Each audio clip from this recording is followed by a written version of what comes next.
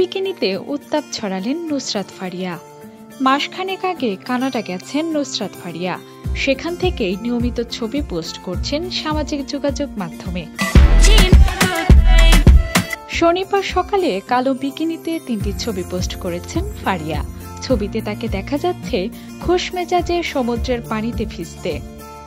ছবিগুলো এতটাই উষ্ণতা ছড়িয়েছে যে নিজেই লিখেছেন, যদি নিতে না পারেন তবে স্ক্রল করুন।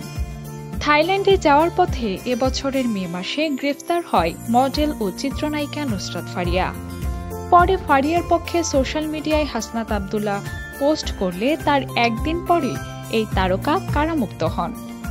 এরপর ফারিয়াকে গণমাধ্যমে সেভাবে কথা বলতে দেখা যায়নি। ফারিয়াকে সর্বশেষ দেখা গেছে চলতি বছরের রোজার ঈদে মুক্তি পাওয়া জিন 3 সিনেমায়।